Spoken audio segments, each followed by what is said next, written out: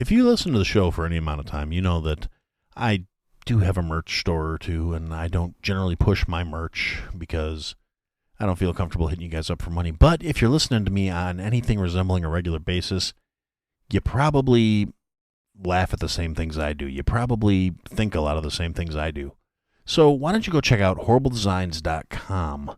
They have assorted merchandise with funny comments on it, funny t-shirts, funny mouse pads, funny coffee cups, and then some stuff that maybe not necessarily so funny, but is definitely relevant, whether it's a social opinion, an economic opinion, a stance on, things like veganism or whether or not you need essential oils in your life. So, yeah, anyway, that's my little plug. I have some of their shirts. They're comfortable. They're cool. I like them. HorribleDesigns.com. Go check it out. This episode is brought to you by Kia's first 3-row all-electric SUV, the Kia EV9, with available all-wheel drive and seating for up to 7 adults, with a 0 to 60 speed that thrills you 1 minute, and available reclining lounge seats that unwind you the next. Visit kia.com/EV9 to learn more. Ask your Kia dealer for availability. No system, no matter how advanced, can compensate for all driver error and or driving conditions. Always drive safely. The podcast you are about to listen to contains at least one of the following: strong language, disturbing topics, abusive opinions, generally things that aren't appropriate for little kids or overly sensitive people.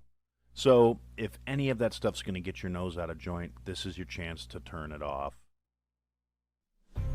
Welcome to I Had to Say It, the podcast where I talk about things that I feel need talking about, and sometimes they're not getting the attention they deserve. And your feelings, they're not under consideration. Hi, everybody. Thank you for coming to I Had to Say It. Joining me today are the gentlemen of 69 Whiskey Podcast.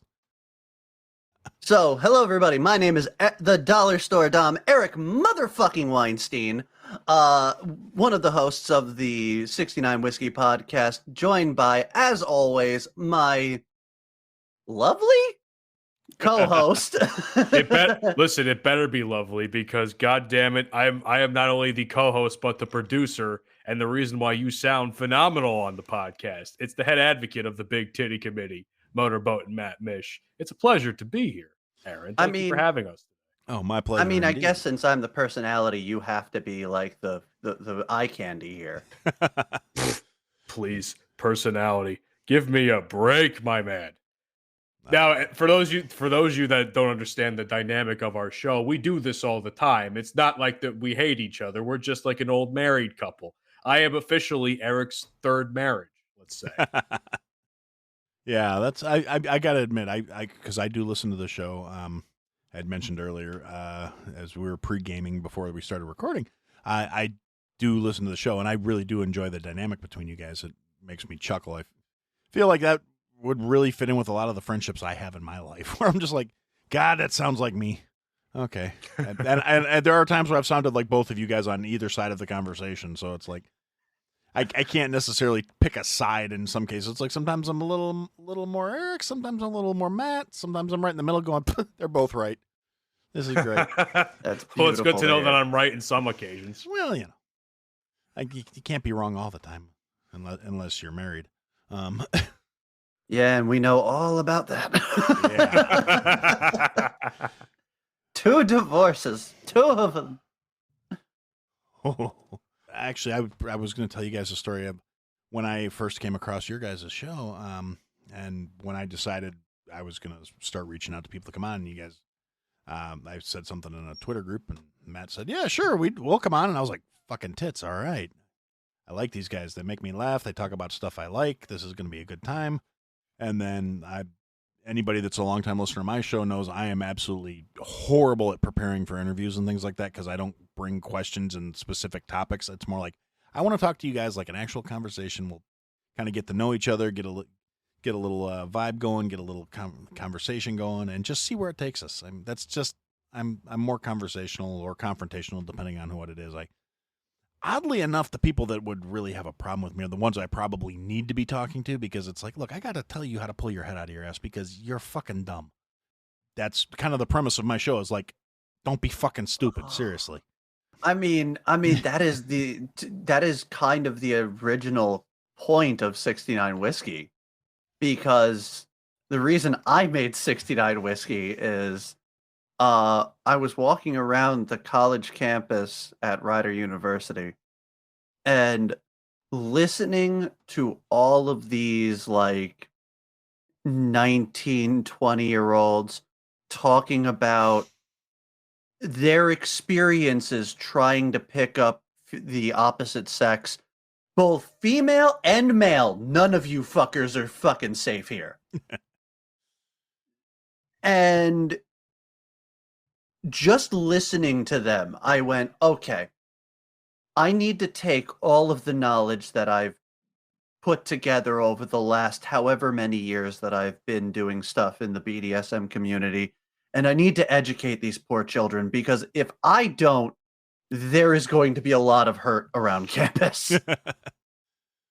That's actually very admirable, I think, because just stupidity needs to be corrected. That's really just kind of my whole mantra is like, look, you're fucking dumb, and that's part of the problem with being dumb is you don't realize you're fucking dumb until somebody comes along and tries to steer you along a truer path.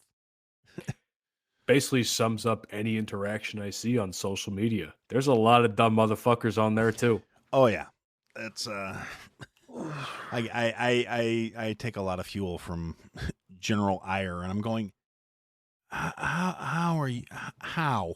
Just how? I'm a little older there. I'm the bottom end of Gen X, where I do have that kind of mentality where it's like, all you motherfuckers, this is our fault, but what the hell? It's just to be honest, that's kind of how I looked at things. I'm like, and that's how my show started, was like, I just had a whole lot of things I wanted to get off my chest, hence the I had to say it, because I was like, this was my therapy, screaming into the void. And apparently a few people started picking up on it and going, you know what? You're kind of right. You're kind of funny. Sometimes you're a douche. Sometimes you piss me off, but at least you're honest. And then my son and a couple of his friends who are younger, they're in their early 20s now, but they were, like 21-ish when I started this. And a couple of his buddies are coming to me like, dude, Pops, you're going to get canceled. Bro. I'm like, no, I'm not. You don't understand. I'm like, cancellation is for millennials and people who give a shit. And I don't fall into either one of those categories. I'm like, I don't care. You can't cancel me because, and at the time I was like furloughed, so I was not working. I'm like, you can't take my job away because the government already did that by shutting everything down. I don't care if I'm socially accepted by you and your peers because you're all fucking idiots. So if I tell you you're fucking idiots, that I don't feel bad about it. And you can't really cancel me because you're going to come up and be like, you're being mean and you hurt my feelings and you said something that I don't agree with. And I'm going to go, and? Like, get the fuck over it. Hurt feelings, I mean, contrary to popular belief, this is one of my core principles, is hurt feelings is a you problem. And if you expect the entire world to mollycoddle you and safeguard you and keep you fragile and delicate like that, you're never going to make it, because reality doesn't really care. And you don't learn to cope if you're not facing adversity. You don't learn to cope by being sheltered and protected.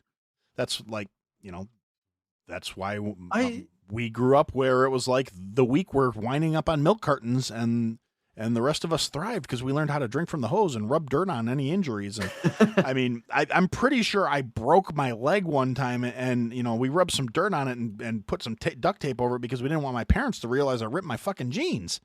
I'm just saying, Yeah, no, I get you. So on one end of it, I definitely agree with you that there are things in today's society that are a lot softer than they were in our generation. And I feel a lot of that has to do with the way that society has kind of taken a back seat throughout a lot of, well, God damn it. I'm trying to say this in the most politically correct way possible. You are literally doing that on the wrong possible show. I understand that. Oh, no, but that's okay. I mean, you coach it however you're comfortable with, because yeah, it's, you know, it is what it's. I'll take the heat for whatever comes out of my mouth. Oh, yeah. But you know, that's as far as it can go because it's just kind of how it works. But like I understand how like when I was a kid back in the 90s, we were able to go out and do all sorts of crazy shit and get into all sorts of trouble. I know I got into tons and tons of trouble, and we have so much documentation of that, it's not even funny. I've been banned from churches for shit that I've done. And the fact of the matter is, there are so many things in today's society that if I tried to do with my kids, raising them, I'd get sent to jail. Oh yeah, without a doubt. It's unfortunate, really. I mean, to a certain extent. I mean, I'm not in favor of like, you know, beating the hell out of a kid, but I can't remember. One of the comedians said it, and I believe it. You know, the ass was made for whooping. That's why it's padded, and that's why, like, even for like me, I got middle-aged white guy ass. I have back from my shoulders to my ankles right now because I hit like 35 and it just disappeared. But you know, when I was a kid, no, I was kind of, you know, packing a little badonkadonk back there because it might have been because I was getting a foot in it on a semi-regular basis because I was a problem child. I will admit that. I may have also been told there's a couple churches I am no longer welcome in. On top of which, I was also thrown out of a country, so I can understand. I was asked to leave Canada very nicely. Of course, it'd be very nicely because they don't know how to do anything else without being nice. Yeah. How did you get thrown out of Canada? I have to ask the question. I may have told this story once or twice, but I'll tell it again. Why not? A couple of my buddies and I, when it was like 98-ish, give or take, 98, 99, somewhere in that ballpark, before we could legally drink in the States, we got it in our heads one day, like, we got nothing better to do. We missed spring break because, like, I was working and one of my buddies was dealing with some bullshit. And we're like, we got a long weekend. What are we going to do? And I live just outside of Chicago, so we can make it to Canada in like 8.5 hours if we're just thorough in how we drive. So two of my buddies showed up at my house one morning, like, get in the car, we're going to Canada. I'm like, fuck it, all right. I got nowhere to be for the next few days. Let's do this. And so they get in my car and they pick me up, and we proceed to road trip to Windsor, Canada, which is right across from Detroit. Like, you go over a bridge and you're in Canada. And now these are my two best friends, and one of the things that we did not take into account is when we are around each other in any kind of extended amount of time, we like regress mentally. And so we were like, by the end of the drive, we were like 3 mildly brain damaged chimps that happened to be in an F-150. And like, we're driving down the road. My one buddy's making balloon animals out of condoms, and he's complaining because he's got lube all over his hands now. And he's like, what the fuck, man? Everything's slick. I can't get my lighter to light. He's like trying to light a cigarette, and he can't do it because his hands are covered in fucking lube. What the fuck did he expect? Yeah, and I'm sitting in the front seat getting like hit in the back of the head with a fucking condom, you know, balloon animal. Like, boom, boom. Like, dude, fucking give me that thing. And I like whip it out the window of the truck, and it like smacked this station wagon full of kids in the windshields, like, and I'm like, oh my God, we're going to jail. And we were still in Michigan at this point. We hadn't even crossed over into Canada yet. And my buddy who's driving, we get up to the toll booth to go across the bridge over into Canada, and they also do a currency exchange there. And they're like, hey, do you want to exchange your currency before you go into Canada? And we're like, yeah, we should do that while we're here or whatever. And so my buddy in the back, and because it was a little crew cab, so my buddy in the back, and then hands me money, and I hand it over to the guy who's driving. He's like, all right, I'll take $500 worth of Leafs, please. Like, oh, this is off to a good start. They're not called Leafs, motherfucker. And I'm like, they're like Loonies and Toonies or some shit like that. I don't know, but whatever. Loonies and Toonies. Like, give it. So the guy gives us this big stack of Canadian cash, and we're trying to figure out how to redistribute it because he didn't tell us what the exchange rate was.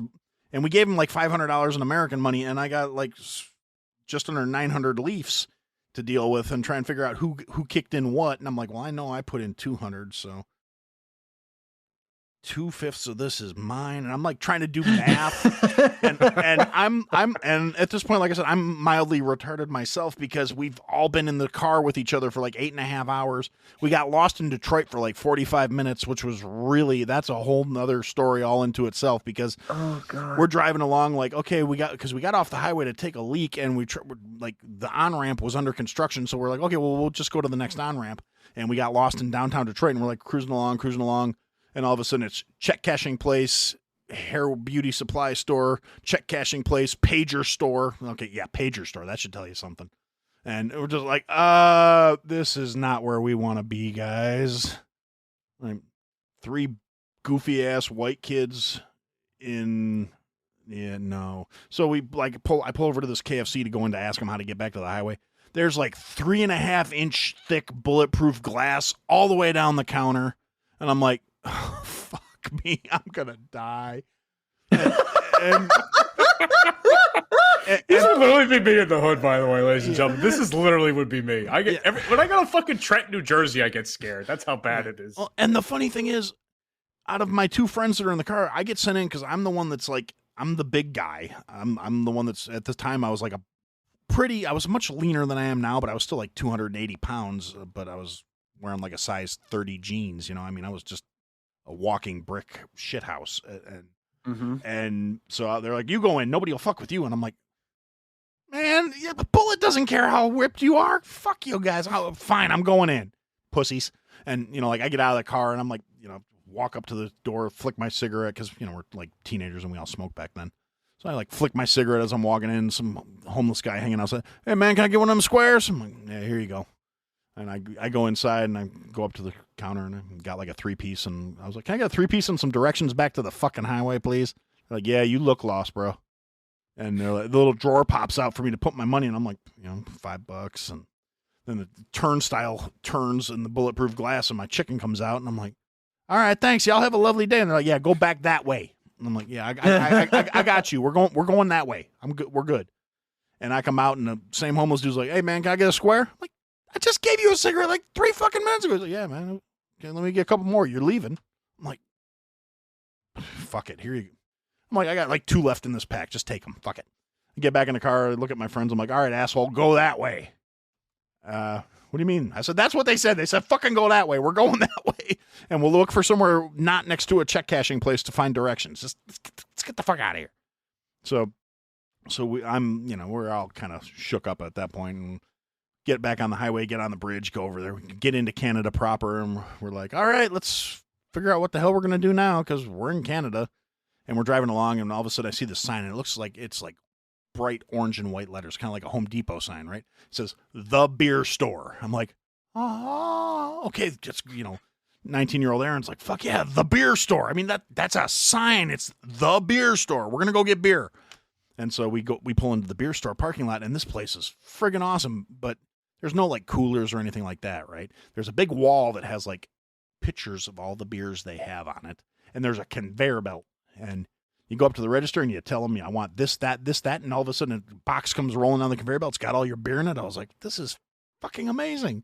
Is it cold? I have to ask. Yes, it was chilled. It was okay. Beautiful. Oh my! I was going to say if it wasn't chilled, there was going to be a problem. Oh no, it was. This sounds like heaven. Yes, it was. I still to this day have a beer koozie somewhere that's the beer store, and I was like, I will have this forever. I love him, and so we get our we did what any typical fucking 19-year-olds would do when free unfettered access to beer. We spent entirely too much money and we bought like 160 cans of beer for a 2-day trip for 3 of us. That mathed out really good. And then we're like, all right, what are we gonna do now? And it's like, well, we should probably figure out where we're gonna stay. Yeah, that's a good idea. Let's go get a fucking hotel room or something. Like, well, no shit. No, we're gonna find a nice park, you assholes. We're in Canada. I'm not sleeping outside. And so we went and found this like really very economical hotel to stay in, a lovely motor lodge, if you will. And so we check in and we get our room, and I'm like, well, sheets look clean, I guess. And they're like, well, fuck it, we can because we wanted a smoking room, and we had to go to like 2 places to find a place that would let us smoke inside. So we're like, well, it doesn't look like too many hookers died here. We'll be all right. And so we like, all right, let's go do something. Let's go out. And so we go back out and we go talk to the gal that was working the desk, and I'm like, hey, what's there to do in this fucking town? And she's like, it's Wednesday. I'm like, okay, yeah, I didn't ask what day it is, no, I'm sorry, it was Thursday. She's like, it's Thursday. There's a bar down the road. You can go down there. Okay, that sounds good. We don't have to drive. That's within walking distance, because my buddies and I, we lived in Madison at one point, and when you live in Madison, you don't drive anywhere, and unless you're going like way off campus. If you're anywhere near UW Madison, everything is within what was in walking distance, and up to like 3 miles was acceptable walking distance. So we're like, yeah, like 4 blocks that way, yeah, no problem. Let's go. Come on, guys, we're gonna go get something to eat, and we're gonna go to this bar, and so we go grab something to eat, and my buddy, the same guy who was driving when we got that asked for the Leafs as we were crossing over the border. We get to a McDonald's, and there's a big maple leaf in the middle of the Golden Arches, and he just goes fucking apocalyptic. He's like, "What is this shit? You can't put a fucking maple leaf in the Golden Arches? Jesus fucking Christ, that's a fucking blasphemy!" And I'm like, "Dude, shut the fuck up. We're in Canada. There's gonna be maple leaves. You're gonna. This is not good. Shut up." Now, another caveat to this is my best friend, who was the guy who was having a shit fit about maple leafs on the Golden Arches. To give you a mental picture, this guy's like 6'2", maybe like $135, right? And I'm saying that including all the piercings and tattoos and shit too, because he is a like hardcore gutter punk type looking guy. Bondage pants, studded leather belt, cross pierced nipples. So that's an extra half pound for all this jewelry hanging out of his fucking nipples. So basically, what I would call a walking cancer patient. Excuse me. With that weight at 6'2", come on. Oh yeah, no, he's just super skinny dude. I mean, I might be exaggerating a little bit for effect, but yeah, no, basically like very skinny dude, like beanpole, super skinny, and he's got a mouth like he's 6'5" and 400 pounds. I mean, dude, lovely. Talks a gang of shit constantly, and then like my other buddy and my other best friend and myself are like the stockier, like, I'm a little bigger than him, but we were both pretty solid guys. So we're like, yeah, we get in a lot of fights because of him. And it just, of those. It happened. So we're like, all right, cool. We're going to go to this bar. And, this town, so like I said, it's right across the river from Detroit. They're used to a bunch of stupid ass American teenagers coming over and getting drunk on a regular basis. So they're non-pulsed by these like mouthy, stupid assholes that are walking around like, hey, look at this. Holy shit. Wow. Hey. And like, I'd been to Canada before on like fishing trips, right? Cabins in the middle of nowhere where you don't have to deal with your loud, obnoxious, like hardcore punk friend getting you into disagreements with everyone that you come across. So we get down to this bar that the nice girl from the desk sent us to, and we're having a few beers, and in walks like a hockey team. And I mean like an entire friggin' amateur hockey team that just got done with practice and decided to go have a few beers after practice. And the guys you don't want to fuck with. Yeah, guys that beat the shit out of each other at practice for fun. And there were like 8 of them. And out of the 8, there were like 6.5 mullets. And that was and about 30 brain cells between all of them. 30 brain cells and 64 teeth. So it was, yeah. And so me and my other buddy, who's the more sizey fella, and I are both just drinking our beers and, like, hey, let's go shoot some pool. Let's have fun. We're just like trying to be casual and hang out and not stand out like a couple of tourist assholes. And then we have the blazing neon attraction of, I mean, I love my friend dearly, but he's the kind of guy that like any sort of jockish individual will fuck with in a certain age bracket. Like in our late teens, early 20s, any football player, hockey player, any athlete would see this guy and be like, I will fuck with him. And they would. And also had enough of a kind of a self-depreciating humor and enough wit and personality, and he's a smart guy, very witty, where like he would randomly be talking to some girl, and next thing you know, some big no-neck guy that's pissed off that she's not paying attention to him wants to kick my friend's ass. And that's pretty much exactly what played out. One of the little hockey bunnies went, I really like your shirt. And he was wearing like a fucking, like a Buzzcock shirt or something, you know, something that was a band name, but it sounded vaguely dirty if you didn't know it was a band name. Like I said, I think it was a Buzzcock shirt.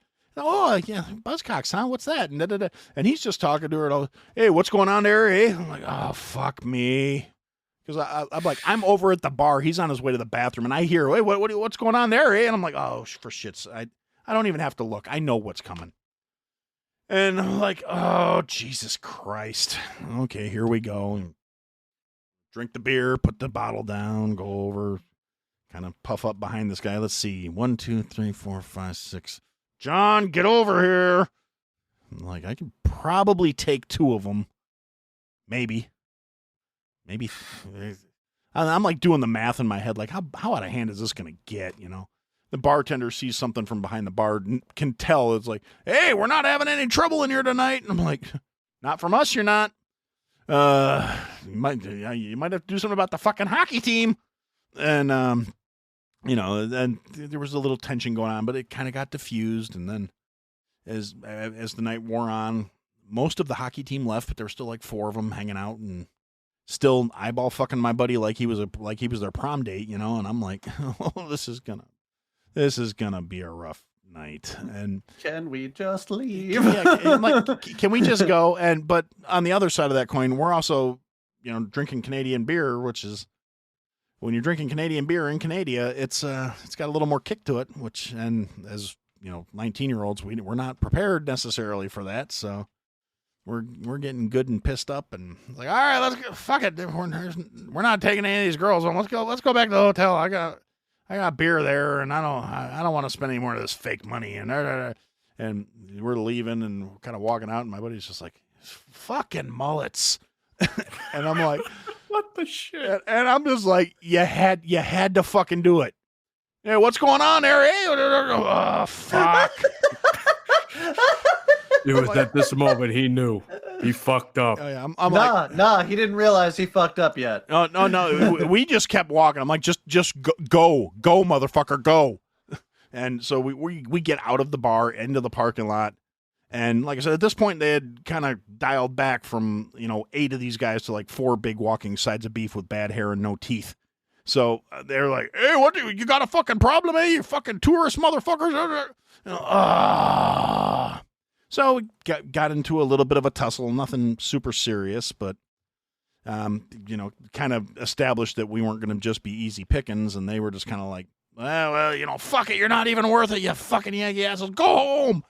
They're like, and, you know, they're like, the fuck the Lions. Because I guess, you know, they're used to yelling at kids from Detroit. We're like, yeah, fuck the Lions. We don't even like those assholes. Fuck them. They're never going to win a fucking game. Fuck them. And they're just, what the fuck? And so, you know, and so we wind up, you know, going back to our motel room, which it took us like 20 minutes to walk to the bar. It took us like 2 hours to get back to the fucking hotel because we had to stop like every 30 seconds to either lean on something or pee on something. And, so we get back to the hotel, and my one buddy goes inside, and we're like, well, we still left all the beer in the back of the truck. Okay, well, don't want to like look like, okay, let's just go get the beer out of the truck. So we go to the bed of the truck and realize the cap's locked. So we go back to go get in our motel room. The fucking motel room's locked, and the asshole with the keys is passed out in there already. So me and my other buddy are sitting in the parking lot like, well, what the fuck are we going to do now? All right, so we go down to the front desk, and there's nobody there. The fucking desk clerk is fucked off to wherever.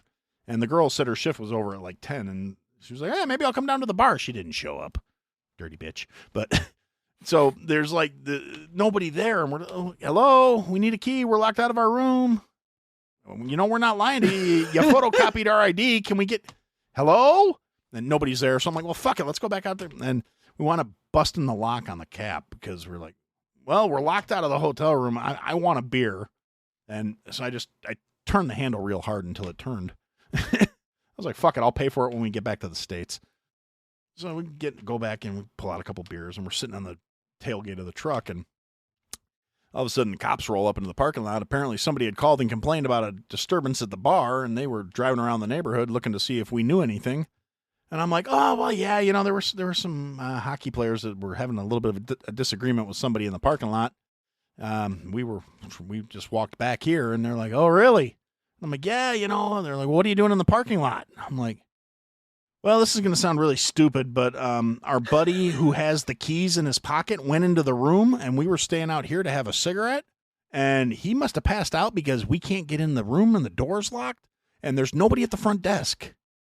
And they're like, really? And I'm like, yeah, it's really kind of inconvenient. I've always been like the go-to person to talk to the cops whenever cops were involved, because like that's my gift. I don't know. I'm good with police. I've managed to talk my way out of a lot of stuff I probably shouldn't have, and so I'm like, yeah, it's just the damnedest thing. We're just waiting for the clerk to show up. I don't know where whoever's supposed to be working the desk fucked off to, but they're not here, and we need to get a key so we can get in our room. I'd like to go back to bed. And I look up, and there's my buddy peeing behind the cop car, and I just kind of hung my head, and I turned my head, and I look over at the cops. I'm like, we're going to jail, aren't we? And the guy's like, well, if you're really locked out of your room, like I swear to God, I'm like, that's our room right in front of the door. If you can get him to open the door and let us out, or let us in, you will not see us again. There will not be any further problems. And the guy looks at me and goes, so, boys are from the States, huh? I'm like, is it that obvious? And they're like, well, usually you guys wait till the weekend to come over. I'm like, yeah, we're on a weird schedule. I just came into town to blow off some steam for a couple of days. And they're like, so when are you planning on going home? I was like, first thing in the morning, officer. He goes, yeah, that's a good idea. If you're still here at 10 o'clock before my shift ends, we might have to have a talk. We might have to take you in. I'm like, oh. So get out of the country. That's what you're telling me. He's like, yeah, you guys might want to come back when you're a little older. I'm like, thank you, officer. So like I said, I wasn't formally kicked out of the country. I was just very strongly advised that I not be there in the morning. So yeah.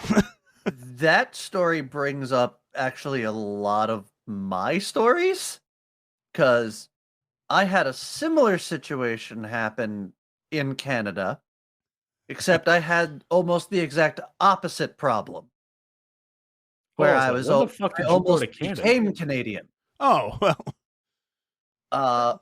So the year, for anybody who's trying to pay attention and catch this punchline before it comes, is 2001. Oh, Jesus. Oh, shit. Oh, please do continue. So me, my mother, and my stepfather and my step-siblings decide we're going to take a lovely vacation to Canada. And we do all the touristy things. We go see Niagara Falls. We fucking go do like a haunted house thing. It was real fun. It was nice. It was a real bonding experience. And then we try to drive back to the States. And we get to the border. The Border Patrol officer asks for everybody's IDs, and my stepfather passes his ID over to the Border Patrol guy, and he reads it, Solomon Ezra. Where are you from, sir? Iran.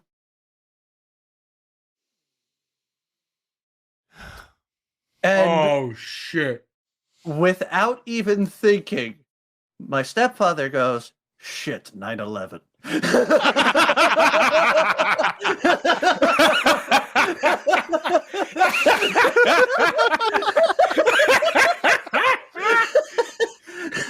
Oh my God. Oh, Jesus. What the fuck? We get pulled out of line so fast my head is spinning. Oh, good God. Yeah. It takes us 2 hours for them to finally go, all right, these are American citizens. They can go back. Oh, Lord. That's I think that wins. Oh, geez, you can't write that. Jesus. How come you're not a comedian? Like, I'm genuinely curious why you never decided to go in the comedy. Because nobody believes the shit that comes out of my mouth. Half the shit that comedians say never happened to them anyway. The fucked up part is this is all true. But it's funny. Do comedy, for Christ's sake. The delivery works. As far as like some of the other portions of your story, I do also have a lovely friend who cannot fucking keep his goddamn mouth shut at a bar. His name is Troy Workman. He's a lovely human being. But we used to frequent a bar called the Big Whiskey Saloon down in Olympia, Washington. And for people who don't know what that kind of atmosphere is, it's a bunch of fucking crazed up military people who just went out to do some country dancing for the weekend. It gets real ugly real quick. And I swear to God, my buddy looks over at this big fucking dude. And he just starts talking shit. And I'm just like, all right, stop, please. And the guy says something about being in the infantry. And that just sends my buddy to a whole new stratosphere. Because the thing about like the military guys, it doesn't matter what fucking branch you're in. It doesn't matter what MOS you're in. We're gonna talk shit. But as soon as this dude said that he was in the infantry, the fucking dumbass super scoot just wouldn't let it fucking drop. And so I ended up having to get into a lovely, I had to basically get between the two individuals and just be like, all right. Let's calm down here. Let's not do anything rash. I don't want to go back to post in handcuffs tonight. Let's chill. And this big cock diesel infantry bastard, because all of them have a point to prove, puts his finger on my chest and goes, I will kick your ass, and then I will kick his ass. And I'm just like, listen, man, out of all the people in this bar right now, I am the last person you want to fuck around with. I don't want to do this. I don't want to play this game. Please don't make me. I know jujitsu, motherfucker. You've apparently had one too many. All right, sweetheart. And he tries to throw a kick at me that was so fucking dumb and so uncoordinated that I managed to catch it. No. Oh, honestly, Lord. I'm not that good of a fighter. I'm decent. I'm not great. And I caught this motherfucker. And all I did was put my 2 fingers into the side of his leg on his femoral artery and watch this bitch drop to the ground like a fucking sack of potatoes. At which point, my buddy gets into the middle of this stupidity and shouts to the rest of the bar, all right, who's next, bitches? Oh, Jesus. God damn it. Oh, Lord. That actually, and you said that's in Olympia, huh? It's not that I'm going looking for trouble. I'm just thinking I think my kid brother's in Olympia right now. Thankfully, I should Big check on him. Whiskey is no longer a thing. Okay, well, in that case, he's probably okay then. I was gonna say 'cause that sounds exactly like the kind of shit he'd wear. Well, I don't know. We're old now. When we were kids, though, he was.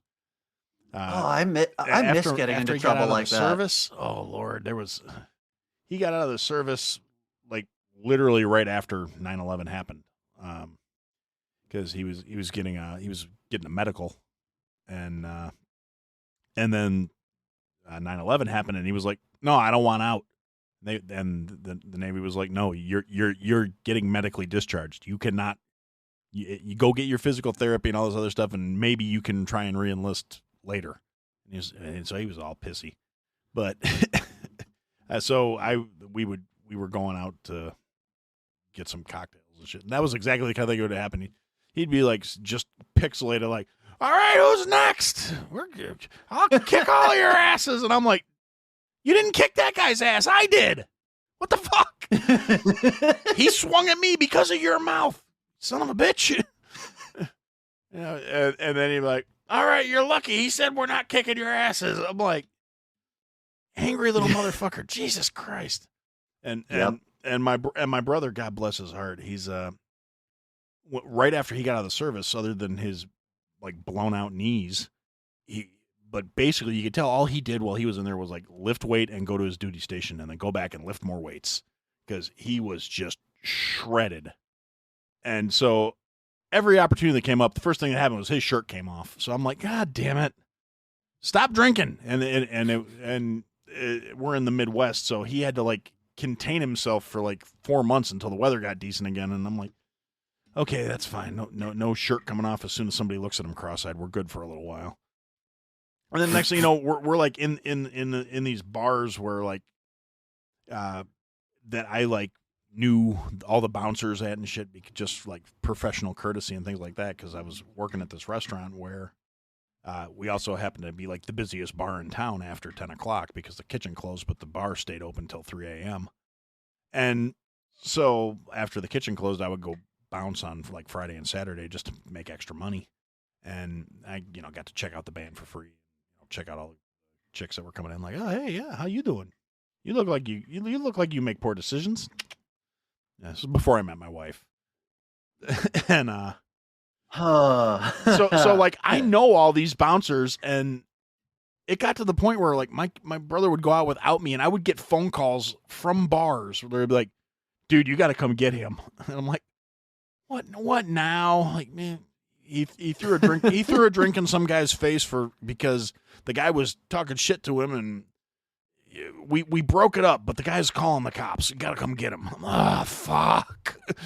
All right, just shove him out by the grease trap. I'll pick him up in the back alley. And I'd show up, and he'd be like, did you tell them to put me back here?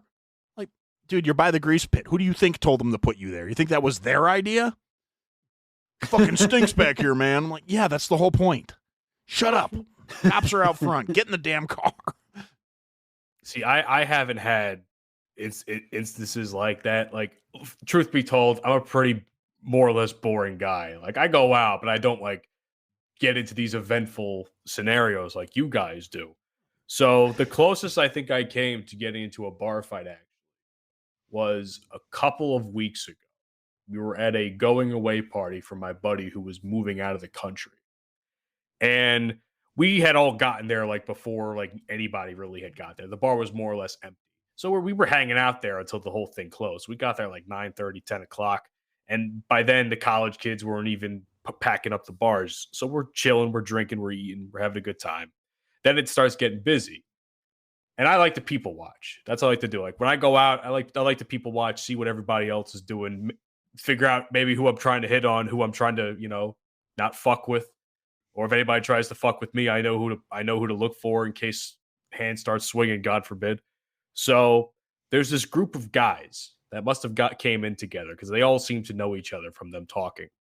And this one guy must have been pissed drunk either throughout the time of him being there or before when he was pre-gaming.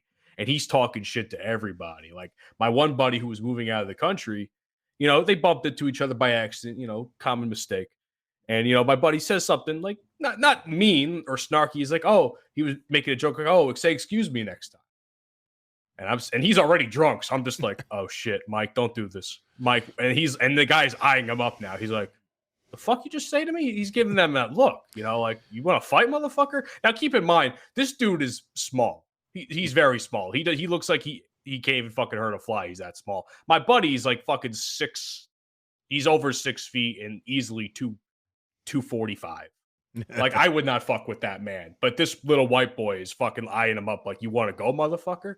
So, and keep in mind, the group that's still remaining as this is happening is me, like a nearly 6'5" former army friend, another like 6 foot guy who's white. He's like a big hillbilly motherfucker, and a couple of chicks that definitely look like they could fight. So this guy is in for a lot of trouble if he starts swinging hands. Like, we're all going to jump him at that point. Even me, even though I don't fucking fight. So this guy, he's also starting trouble with a fucking biker gang. He starts trouble with a fucking biker gang because he called some chick or one of their girls a bitch or something. He's like, yo, fuck you, bitch. And then all of a sudden, these biker guys who, this isn't like Sons of Anarchy, bro. Like, we can clearly tell that you guys don't fucking do drugs or anything like that, or you don't run drug rings or shit. So they're all like they're trying to start shit with him. They're trying to start shit with him now. So this guy has tried to start shit with my group, and then he's starting to talk. He's talking shit to bikers. See, and this is a beautiful example of Darwinism, ladies and gentlemen. Yes, exactly.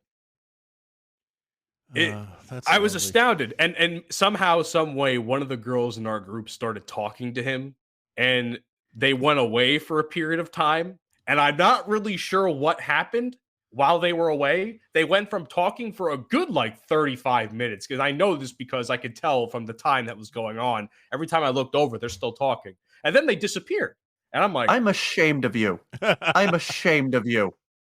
On like on a personal ashamed of level. me? Why are you ashamed of me? I'm like, what the fuck happened? Because hold on.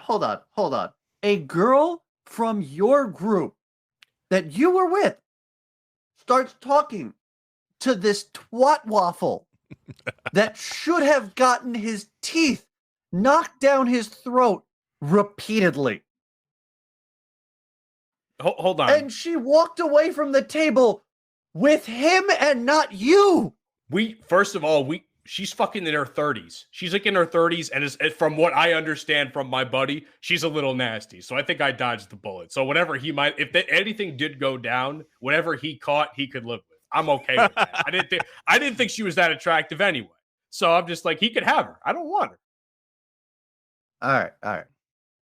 I give you that one. Okay. Oh my God. I mean, I try to avoid conflict most of the time. I do too, but that's the thing. I do too. Yeah, it's just like somehow, some way, in this particular moment, God wanted to test me. And he's like, Mish, I'm going to start sending some assholes your way. Let's see how you deal with them. Thank God I had like three 6 foot guys around me, and 2 of them were black. That's all I'm going to say. Oh my God. Jesus. Listen, and most of them were former Army too. So okay, that's a better intimidation factor. Yep, there you go. I don't know. I mean, listen. I mean, I'll say this. And this is where we're going to wrap it up for this episode. We pay attention, come back for the rest of the conversation I had with the boys from 69 Whiskey. Thanks for listening, guys. Thanks for listening to another episode, guys. If you liked what you heard, leave a comment, leave a review, leave a rating. Go to ihadtosayitpodcast.com, sign up for the mailing list, interact with the show. Click the links, sign up for the Patreon, join the Discord. Come and interact, be a part of the show. Buy the merch, support your favorite creator. Or support me. Anyway, thanks for listening, guys. Till next time.